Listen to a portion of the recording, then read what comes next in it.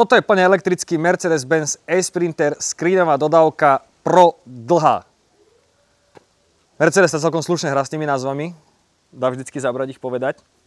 Ale je to jedna z tých dlhých verzií, je to L3H2, takže na dĺžku má skoro 7 metrov, je to 6979, na výšku má 2616 mm a na šírku má 2340 mm so spätnými zrkadlami. Dnešný test nebudem vykonávať sám, mám tu Lukáša, ahoj. Ahoj, čau. Lukáš je z firmy Murexing, ktorá nám sem tam požičiava nejaké závažia, keď testujeme auta. Takže dneska ťa zneužijem, vyťahol si najkratšiu sírku, takže máš možnosť si vyskúšať nový E-Sprinter na rozvozoch, teda nás čakajú 3 zastávky, vraval si, že to bude Cífer a 2-krát Trnava. Áno, presne. Budeme tam mať 500 kg, pretože stále chceme jazdiť na B-čkových papieroch, aby sme teda nemuseli používať kartu vodiča ani tachograf. Vyskúšame si obidva jazdiť aj s naloženým, aj s prázdnym vozidlom. Uvidíme, akú bude mať spotrebu oproti tej papierovej, ktorá má byť 28,9, čiže 29 kWh na 100 km.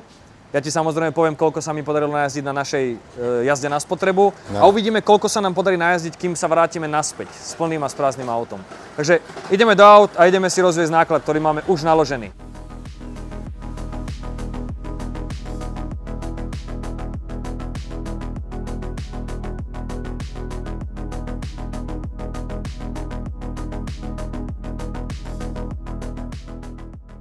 Sprinter je v podstate vozidlo, ktoré má výnimkou, patrí do kategórie vozidel s výnimkou, že môžete ho šoferovať aj s B-čkovými papiermi, čiže do 3,5 tony. Vtedy je však obmedzený nájazd. Auto sa vtedy môže pohybovať do 100 km od sídla firmy. Alebo teda môže byť aj nad 3,5 tony, čiže C-čkové papiere. Tu môže byť tá najvyššia hmotnosť auta 4,25 tony.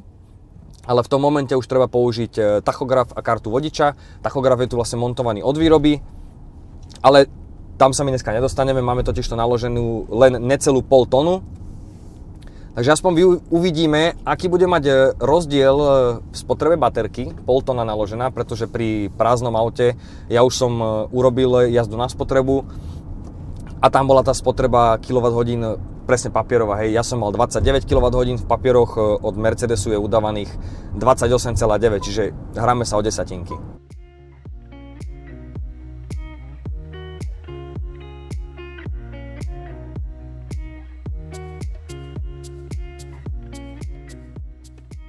Sprinter má dosť veľa tých asistenčných systémov, hej.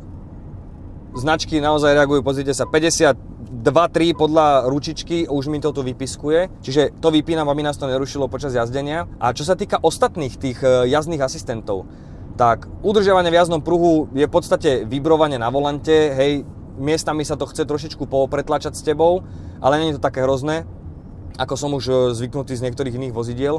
Ale čo sa mi páči, asistent informácií pri rozjazde, nakoľko Sprinter je fakt veľké auto, veď má bez trošky má 7 metrov. Čiže mať stále prehľad o tom, čo sa deje vedľa mňa, aj napríklad na tom semafore, už dá zabrať, takže toto je celkom slušná vec. Ale viac sa mi páči výstraha a asistent odbočovania. Že auto bude vlastne kontrolovať ten priestor vedľa mňa, alebo vedľa auta. A ak by som chcel odbočiť, ak tam bude iné vozidlo, tak mi vlastne zabráni. No, našťastie som to nepotreboval, ešte neskúšal som to, hej. Nie som až taký extrémista, že by som tieto systémy vyslovene takto tlačil, pretože ohrozovať seba a iných účastníkov premávky nie je úplne v poriadku. Takže v podpore teda ešte máme Attention Assist, čiže či dávam pozor alebo nie, a teda vypíname aj systém sledovania značiek, nech nás to tu neruší. A výborná vec, chodec mi prebehol cez cestu, ja som ho samozrejme videl, ale auto naozaj včas dopredu mi dalo na displejku informáciu, že pozor chodci, ak by boli zapnuté aj tie asistenčné systémy, určite by dával aj nejaký zvukový prejav. Čiže reaguje to fajn, nechcelo to už skákať na brzdu, hej, lebo bolo to dosť ďaleko, ale je dobré, že to aspoň napíše, hej, že vieš to, ak by si náhodou nedával pozor, ale zase keď budeš ako klasickí kuriéri, že tu máš telefón, tu máš dosku s papiermi, ešte Bluetooth sluchadlo, tak je asi úplne jedno, čo by ti auto rozprávalo v danom momente.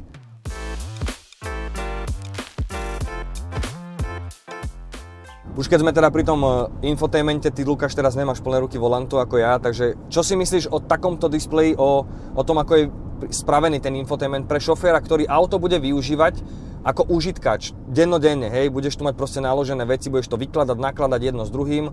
Myslím si osobne, že je to dosť zložité, ale celkovo Mercedes má zložité tie záležitosti, čo sa týka aj ovládania, či už na volante, alebo teda tieto infotainmenty. Rozhodne mne osobne veľmi prekáža dotykové záležitosti vo vozidle. No, tak to sme dvaja. Takže to sme dvaja. Takže určite by som prijal klasika, nejaké tlačítka, že cítim, že ho pretlačím a tým pádom viem, že reaguje. Ale viackrát sa mi stalo počas týždňa, že niekde som posunul ruku, už som niekoho vytočil nechťac, alebo som si zapol tempomat, že proste som to nečakal. Ja by som to zjednodušil do užitkového vozidla. Tak ako si ty povedal, volant určite stále analogové tlačítka a ten displej možno trošku jednoduchší. Druhá vec je, čo sme sa bavili už aj mimo kamier, budeš tu pracovať, proste tie ruky nebudeš mať non-stop čisté a chytať tieto lesklé časti, hej, to bude tak špinavé. Už len pri dotykoch, ja keď som to mal prvých pár dní, tak som to regulérne každé 2-3 hodiny proste utieral, lebo tie cápance, to ti proste vadí už aj na pohľad, hej. Je to také, že do pracovného vozidla to podľa mňa nepatrí, hej. Je to pekné, vyzerá to super, ale myslím si, že ľudia by v takýchto autách ocenili možno iné veci, ako takto veľký pekný displej, hej. Na druhej strane si myslím, že to potom len zbytočne predražuje to auto. Aspoň, že tu je fyzická klíma, ktorú si vieš nastavovať, hej. Áno, to je veľmi dobré, áno. Že je to na tú manuálnu záležitosť. Je tu toho veľa, hej. Máme tu parkovaciu kameru na tlačítko, ktorú teraz nepustíme za jazdy. Takisto tu je tlačítko fyzické na navigáciu, máme tu telefón, rádio, čiže nemusíš to vyslovene všetko robiť cez ten displej dotykový, dá sa to s tými skratkami používať. Už tu si potom myslím, že to je trošičku ďaleko pre šoféra, aby si sa začal naťahovať. Takže ja som len 180 cm. Ak bude niekto kratší, už sa naozaj bude musieť ťahať ďalej, alebo niekto, kto bude sedieť úplne vzadu narazený s tou sedačkou, jasne, tak toto už je taký dosť ďaleký dosah. Ale stále super, že sú tu fyzické tlačítka, hej? Áno, aj popri tom displeji. Áno. Vo finále je to veľká pomoc. Alebo musíš nosiť stále takto závozníka, ktorý sa ti tu o ten infotainment bude starať, aby určite, si sa samozrejme šofér nemusel s tým babrať. Máš tu vlastne možnosť pripojenia telefónu, čiže Bluetooth, je tu aj Android Auto, funguje aj bezdrôtovo, ale samozrejme, výborná vec. Je tu 5 možností na zástrčku. Na nabíjanie telefónu, na pustenie navigácie, napríklad je tu aj Emito, my sme ho ale odložili, keďže ho dneska nepotrebujeme. Čiže je tu vo veľkom odkladacom priestore pred nami, v strede tej prístrojovej dosky, sú 3 prípojky na nabíjanie, ale bohužiaľ už sú to len tie novšie, menšie, čiže už to není, už je to len USB-C. A potom tam je, z druhej strany táto ide, hej, z opačnej strany tá klasická zástrčka a rovnaká je aj tu dolu a tu je takisto USB-C. Aspoň jedno tu USB auto mohlo byť. Tých odkladacích priestorov, to sme sa už aj spolu bavili, je ich tu neskutočne veľa. Hej, 1, 2 a tretí je pre tebou, je tam teraz kamera, takže ho neotvoríme, ale sú naozaj dosť veľké, dajú sa tam odložiť papiere, peňaženky, čokoľvek. Ale peňaženku ja napríklad mám hodenú tu. Tu je obrovský priestor, kde sa zmestí peňaženka, telefón, kľúče, čokoľvek. A na malé predmety pri displeji sú takéto malé odkladacie priestory, kde sa zmestí vlastne komfortne aj telefón. Dáš si ho tam, skúšal som to cez týždeň, nevypadne ti odtiaľ, čiže je to dosť hlboké na to, aby si to tam dal. Čo je paráda. A takisto, ako ty si už dneska povedal, že je tu veľa priestoru pre posádku ako takú. Hej, že sedíš a povedal si, že máš komfortný priestor, aj keď je tu tento priestor odkladací, že je vyťahnutý von z tej prístrojovej dosky, tak sa tu dá stále fajn sedieť. Už v 3 osobách robiť nejakú fakt dlhú cestu by nebolo úplne komfortné podľa mňa, ale dá sa to. Aj tie sedačky sú príjemné. Čo sa toho týka, táto lavica je klasicky tak, ako ju máš, nastavíš len uhol opierky. Ja mám trošku viac možností, čiže je tu aj výška, je tu aj vzdialenosť, je tu uhol opierky, priplatková je tu opierka lakťová pre šoféra.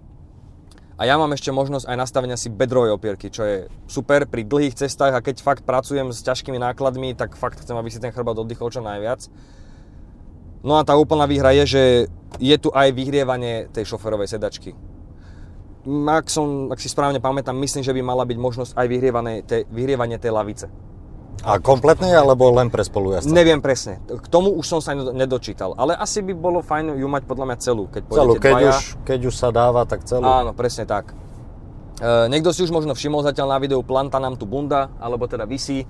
Sprinter, tým, že to je vysoká verzia, tak je tu obrovský priestor nad hlavou a tým pádom ho využili tak, že vám dali 4 háčiky na zavesenie si presne bundy, oblečenia alebo čohokoľvek iného, čiže nemusíte ho mať pohádzanú po priestore kabíny, zavesím si ju, keď budem vystupovať, jednoducho zvesím a dám si ju na seba.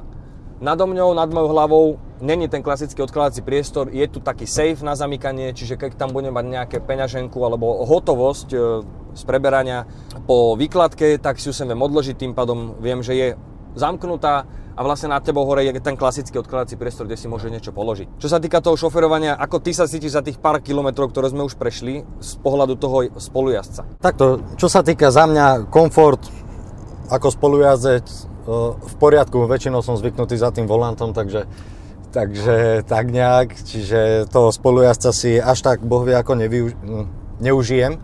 Hej, no väčšinou chodíte sami, čo ja viem aj od strýca z vašej firmy, čiže jeden šofér naloží, vyloží, takže dneska máš teda tú možnosť si aj posedieť chvíľku a užívať si to pohodlie. Áno, je fakt, že je pohodlné auto, som prekvapený, ale zase na druhej strane je proste aj ťažké, hej. S tou baterkou má 3080 kg. Čiže tuto to nebude nejaké uskakané ako tie klasické dodávky, ktoré boli proste vzadu ľahké, lebo tam nič nebolo. Áno. Tým pádom dáva aj zmysel, že e-Sprinter je so zadným pohonom, pretože tu stále budeš mať tú váhu, tá baterka proste spraví svoje.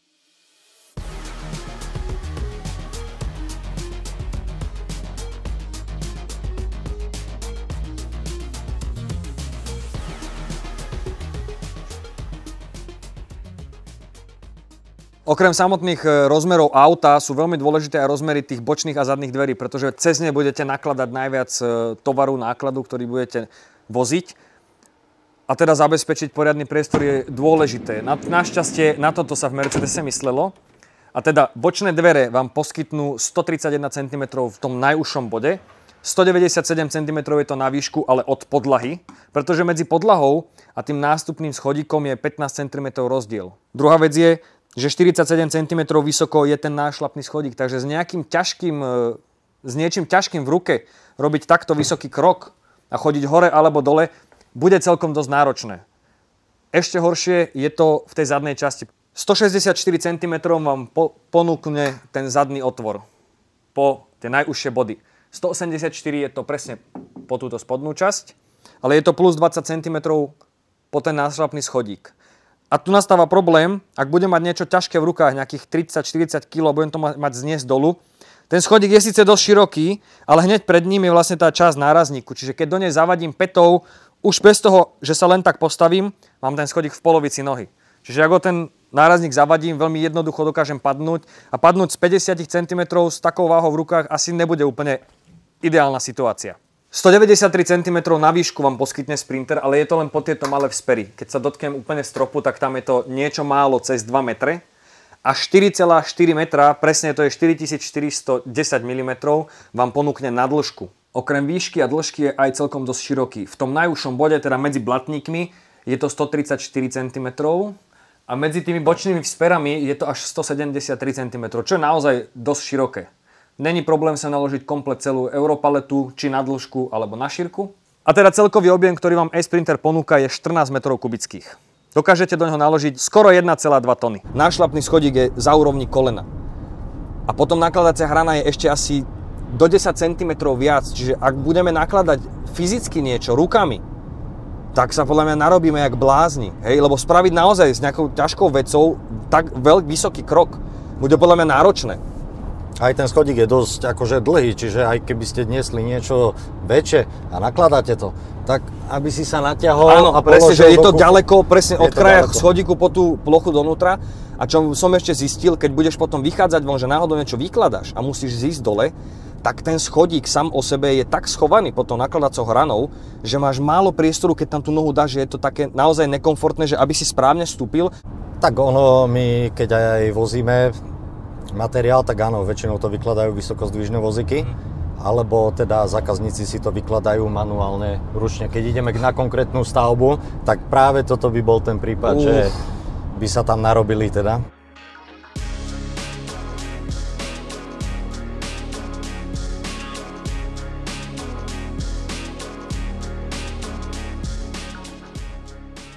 e-Sprinter vám ponúkne udávaný dojazd až 440 km. Budeme sa hýbať niekde do 400 km, pretože udávaná spotreba na 100 km je 28,9 kWh, takže niečo tesne okolo 400 km, ale dá sa s autom dostať aj na menšiu spotrebu. Keď budete jazdiť naozaj len v meste alebo po okreskách, tak tá spotreba bude rapidne klesať. A je to vďaka tomu, že tento Sprinter je vybavený najsilnejším akumulátorom, a to je 113 kWh, ktorý vám ponúkne 150 kW, takže 204 koní. A teda je to naozaj citeľné, hej, aj keď auto má 3080 kg, tak tú váhu skoro není v aute poznať. Je veľmi dobre vymyslený aj ten podvozok, že auto sa vôbec nenakláňa. Je naozaj dosť komfortné na takúto veľkú a ťažkú dodávku. Sa s tým pekne dá jazdiť aj po našich slovenských cestách. My sme dneska začínali jazdu s 97% baterky, dojazd mi ukazovalo 430 km, čiže máme tu tých skoro 500 kg naložených, takže zatiaľ mi to kleslo na 93%, 415 km, spravili sme od firmy koľko? 15 možno? Čiže plus minus to klesá podľa toho, koľko ujdeme, hej. Samozrejme, stále nejdeme tých maximálnych 90, pretože pôjdeme po starej, budeme tu mať veľa dedín, veľa miest, dedín alebo ciest, kde budú obmedzené rýchlosti, ale nevadí. To budú cesty, na ktorých Sprinter bude pravdepodobne využívaný. Keď máme ako my, hej, že prvá zastávka si vravel, že je Cifer. Áno. Čiže máme lepšie podľa mňa aj stade to teraz, ako ísť proste po diaľnici a potom sa niekde vrácať. Takže ideál, vyskúšať si to. Teraz mám nohu na podlahe, dostal som sa na 92,3, keď si pustím tempomat, tak ten mám pustiť na 95, viac nepôjdeme, ale myslím si, že to pohodlie v aute zatiaľ máme úplne identické, ako keď sme boli v meste. Naozaj tu tá váha není cítiť. Momentálne teraz sme presne skoro na limite 3,5 tony. Áno. Za mňa je to super. Auto je stále veľmi príjemne ovládateľné cez volant, je to naozaj presné. A máš pocit nejakého nakláňania, aj keď sme boli v meste pri tam to otočenie jedno, čo sme robili a podobne? Nemal som ten pocit. Že je to fajn, super je to spravené, je tu nové zavesenie tej zadnej nápravy a čo som si všimol, listové pružiny. Už sa im nedá povedať listové pružiny, už im môžeme povedať listová pružina, pretože je jedna obrovsky hrubá a vlastne ona drží väčšinu tej váhy. Popri nej je vlastne ešte stabilizátor uchytený, takže naozaj tá stabilita auta je super aj pri prázdnej dodávke, aj pri plnej. Hovorím, vďaka tej baterke tu nebudeme musieť riešiť tie veci, že mám to prázdne, musím ísť pomalšie, lebo to niekde bude chcieť nadskakovať alebo natriasať sa, hej. Áno. Tuto je to v podstate úplne rovnomerné, či som plný alebo prázdny, správa sa to naozaj rovnako. Držiaky na pitie. Sú dva veľké priestory, sú len vo dverách, čiže ja mám liter a polku, ty máš liter a polku a ešte tam je priestor na ďalšiu fľašu. Čiže dve veľké fľašky by si tam dokázal len do dverí. Jasne. Ale obidvaja máme plechovky, sme milovníci energetických nápojov očividne. Sú v strede tej prícerovej dosky. Není to najhoršie miesto z hľadiska toho, že mám ju dostupnú. Tie cup holdery pekne držia tú plechovku, ja mám tú väčšiu, čiže fakt nebehá nám tam aj počas tých otrasov alebo nejakých jam po ceste, čo sme prešli, tak krásne drží. Ale ty si to povedal, čo ak sú alebo není sú asi klimatizované, čiže ak budeme fakt jazdiť v lete, alebo aj dneska, keď nám proste bude páliť slnko na čelné sklo, tak sa tam tie nápoje proste budú pomaličky prehrievať. Za mňa je tu podľa mňa stále priestor pod tým displejom, kde by mohol byť ten nápoj chytený v nejakom držiaku. Určite. Alebo tu v strede. Určite. Je úplne v pohode priestor na jednu plechovku. Spolujazdec nech ju tam má. Ale ako sme sa bavili, tak ja ju mám presne vo výhľade, keď sa budem pozerať, že pôjdem v nejakých úzkých uličkách, že kde vlastne mám predok auta, aby som niečo neoškrel, tak ju mám presne v mojom pohľade.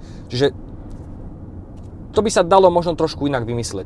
Máme tu elektricky ovládateľné spätné zrkadlá, čiže sú sklopiteľné, sú naozaj obrovské, čiže pri dobrom nastavení je fakt pekne vidieť, kde mám koniec auta, komplet celú šírku. Veď auto má na šírku so späťakmi 2300 mm, plus pár drobných, hej, čiže 2,3 metra mám na šírku, čo už není úplne málo a na základe toho sú fakt velikánske, veľmi pekne sa cez ne pozerá a vlastne máme ich dvojdielne, že to spodné zrkadielko máš presne nastavené na tie zadné kolesa dolu, aby si videl, kde máš obrubníky, alebo keď potrebuješ okolo niečoho prejsť. Čiže sú super. Trošku ma prekvapilo, keď ja som bol na predstavení Mastru, tak Master mal v podobnej dodávke elektrický späťák. Normálne som niekoľkokrát cez týždeň sa pozrel do stredu, že či niečo uvidím, hej, čiže stále som nútený využívať len bočné späťaky, ale na druhej strane aspoň je tu cúvacia kamera, ktorá má celkom slušné rozlíšenie, ale strašne som si dlho zvykal, ona je totižto položená na vrchu strechy auta. Áno. Čiže ten pohľad je tak obrovský z hora. Je to nezvyk, ja som regulérne potreboval aj druhú osobu, aby mi naozaj došla ukázať, že koľko som reálne od auta, lebo som to cez tú kameru nevedel odhadnúť. A není sú tu cúvacie senzory. Aha. Takže sa naozaj musíš spoľahnúť na to, čo uvidíš v kamere a aký máš odhľad cez tie späťaky. Je čas výmeny, aby si aj ty vyskúšal šoferovať s nákladom a tu si rovno teda ukážeme tú spomínanú cúvaciu kameru, hej? Má to iba zadnú kameru. Má to len zadnú kameru. Čiže v momente, keď to dáme do Dčka, uvidíš pohľad, ale vidíš, ako strašne vysoký. Jasne, áno. Není cúvací senzor. Vidíš vlastne strechu. Vidíš presne celé dvere, aj začiatok strechy vidíš. No. A ja neviem proste podľa toho cúvať, musím vyslovene využívať len späťaky. Tá vzdialenosť ozaj ťažko sa odhaduje. Ale teraz akože ja mám pocit, že už som s autom regulárne tesne lebo tá kamera trošičku oddeluje, hej? Áno. No a keď sa pozerám, tak si myslím, že máme ešte viac miesta, ako mi reálne kamera ukáže.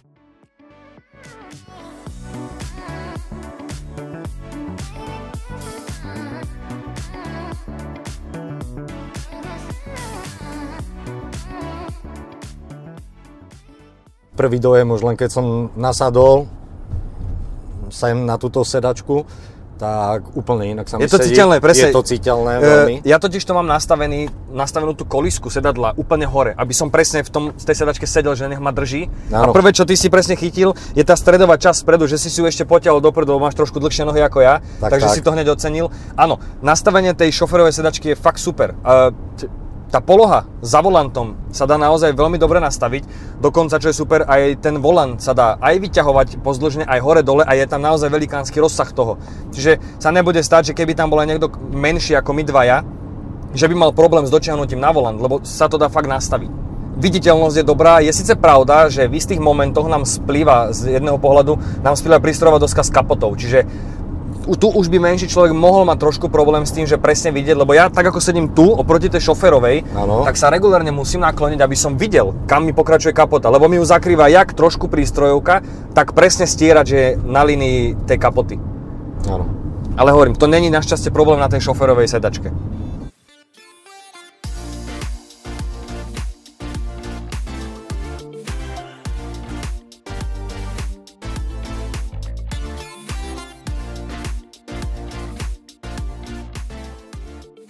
Čo mňa prekvapilo na e-Sprinteri sú svetlá. Tie sú len halogenové a naozaj som v noci za zlého počasia, keď naozaj intenzívne pršalo, mal problém, aby som dobre videl na cestu.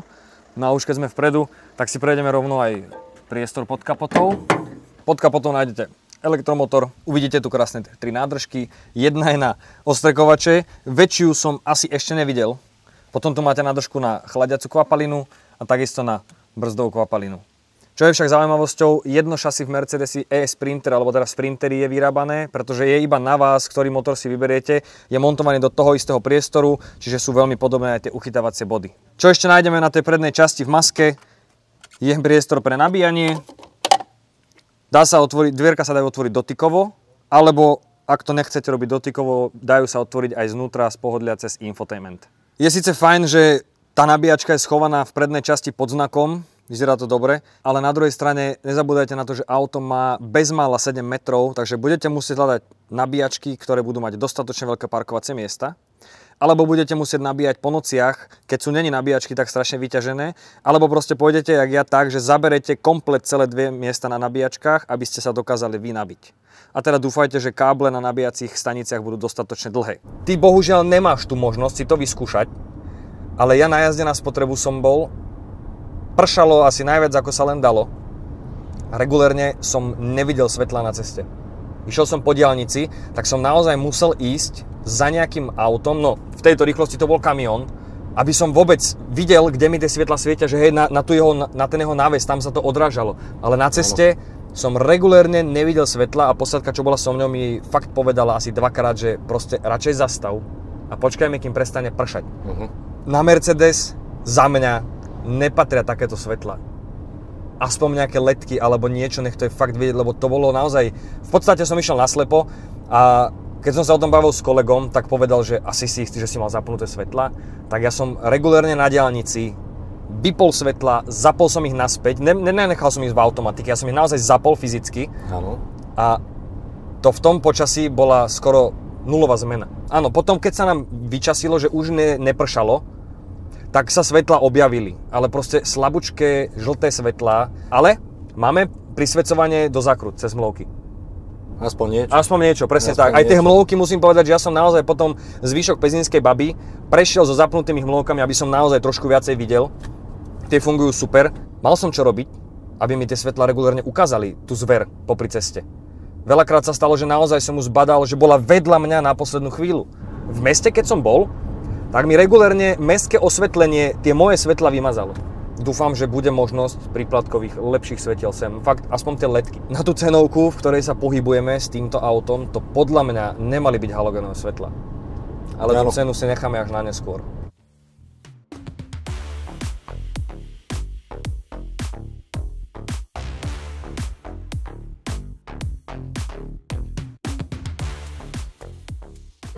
Paletka zdvihnutá s vysokozdvižným vozíkom bez problémov. No ale ak sme sa bavili, toto ťahať, tie farby a lepidlá, čo sú v tom, po jednom von a nosiť to by bolo aj cez tento schodík, akože celkom problém. Tak ako sme sa bavili, tak našlapný schodík vzadu mám presne na úrovni kolena, čiže to je ešte vyššie a o dobrých 10 cm viac je ešte nakladacia hrana, čiže toto je naozaj vysoké auto. Aj keď to je naložené, ono to síce trošku sadlo tou poltónou, ale stále to je strašne vysoko. Čiže toto bude problém, toto auto naozaj bude musieť využívané na to, aby sa nakladalo a vykladalo s vysokozdvižnými vozíkmi, lebo naozaj posádka, alebo kdokoľvek s tým bude musieť mať robiť, bude využívať chiropraktika fakt naplno po krátkej dobe pracovania. Ale priestorovo je to výborné, hej. Veľmi dobrá vec je, dvere dokážem naozaj zalomiť až dozadu. Vďaka tým pántom krásne držia, neplantajú tam. To isté sa dá vlastne spraviť s druhými dverami, čiže ak tam budem potrebovať naozaj naložiť niečo obrovské, tak sa nemusím starať o to, či mi tie dvere budú lietať kvôli vetru, ale krásne budú držať a stať. Je to naozaj agresívna rekuperácia, hej, keď vidíš potom na displeji, keď pustíš plyn, tak tá ručička na tom nabíjaní ide skoro úplne až dolu. A v momente, keď ten plyn pustíš, tak tu už ti svietia aj brzdové svetla. Lebo to je naozaj už prudké spomaľovanie. Áno, presne toto som chcel povedať, keď sme išli na tú prvú zastávku. Vôbec som neťukol ani po brzde, krásne motorom to a dobrzdilo a nemal som to ani v tom mínusku. Dá sa presne, že nemusíš to mať úplne dolu nastavené, už len v tom D-čku to krásne rekuperuje, dá sa to. To mínus je vlastne už len také, že ešte agresívnejšie a tým pádom je naozaj vidieť, že tá rekuperácia krásne dokáže udržiavať, ale aj navyšovať ten dojazd, ktorý ti dáva. Preto vlastne keď sa pozrieš dolu, máš maximálny dojazd, teraz písaný je 429 km, ale aktuálny baterka ukazuje 389, čiže keby využívame tú rekuperáciu naozaj úplne naplno, tak by sme sa dokázali cez tých 400 km dostať. Jasne.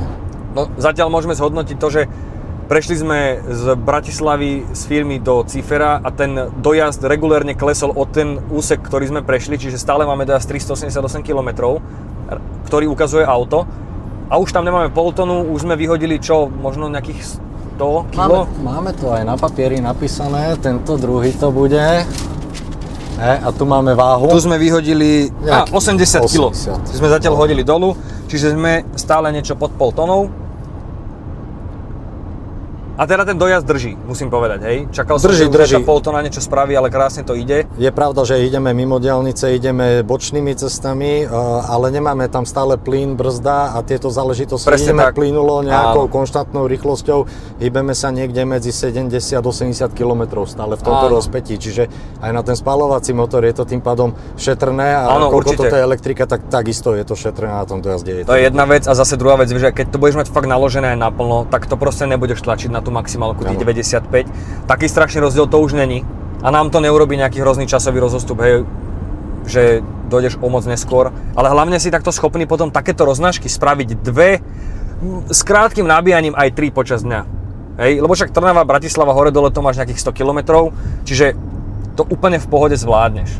S nabíjaním vo firme alebo niekde na parkovisku? Skôr si myslím, že by si využil tú pumpu a kávu alebo nejaký ten obed, kde by si využil to rýchlo nabíjanie, kde to vlastne dokáže potiahnuť až tých 113 kW, myslím. A vtedy to je naozaj celkom slušné, že nezabije ti to tak strašne času, čiže využiješ to cez obednejšiu pauzu, niekde to necháš nabíjať, naješ sa, vrátiš sa. Aj keby to bolo, čo ja viem, nejakých tých 20-30 minút iba, počas toho jedenia, tak ti ten dojazd vstúpi naozaj natoľko, že dokážeš prejsť fakt tú tretiu roznášku v tom kilometrovom rozmedzi. A jak to bude s parkovaním na tej pumpe?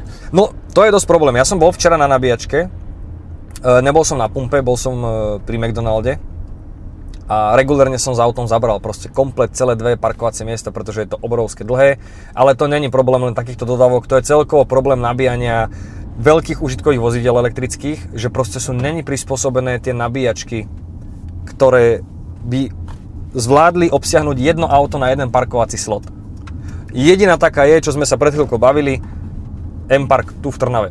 A ešte nedaj Bože, aby vôbec bola voľná tá nabíjačka, hej? Áno. Že sa tam vôbec máš kde zmestiť. Lebo potom ti to zase zabije čas, že čakáš, kým sa uvoľní a namiesto toho, aby si mal príklad do jednej rozvezené, no tak skončíš o 4:00, pretože si hodinu čakal niekde na nabitie, hej? A potom sa ešte musíš ty ponabíjať. Koľko má vlastne tento Mercedes náťažné nosnosť, koľko môže ťahať za sebou brzdený aj nebrzdený? Nebrzdený je klasická 750 a brzdený je dvojtonový. Čo teoreticky stačí, nakoľko toto určite, vieme naložiť do 4,2, 2 tony to máme 6,2 dokopy.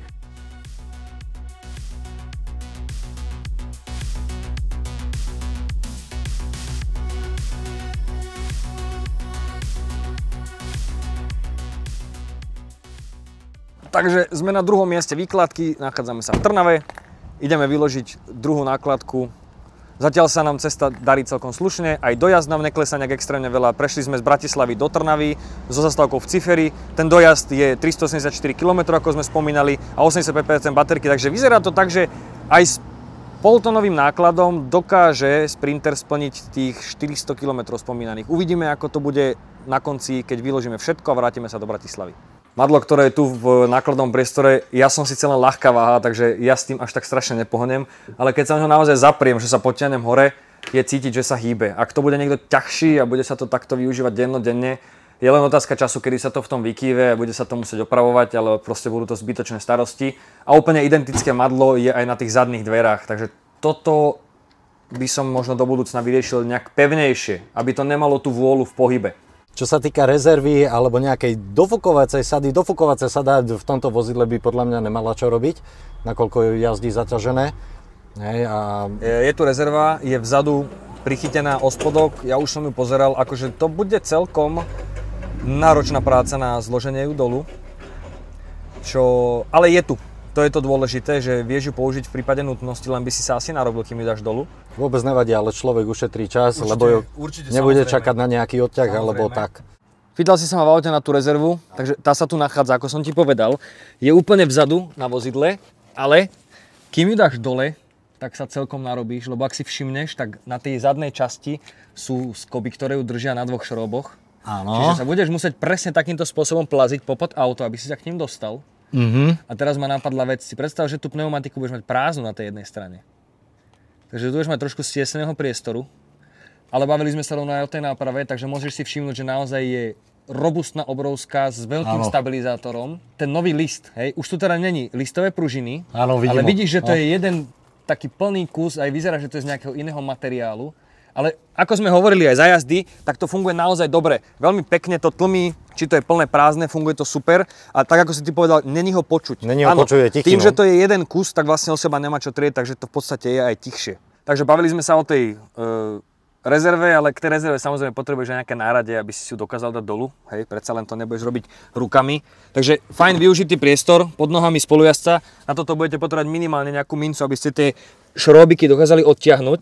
A rovno tu máš uložené ťažné oko, kľúč na šroby, šrobovák tu je. Je to fajn, dokonca to je odizolované, čiže keď zdvihneš aj tú úplne spodnú gumu, tak tá je odizolovaná.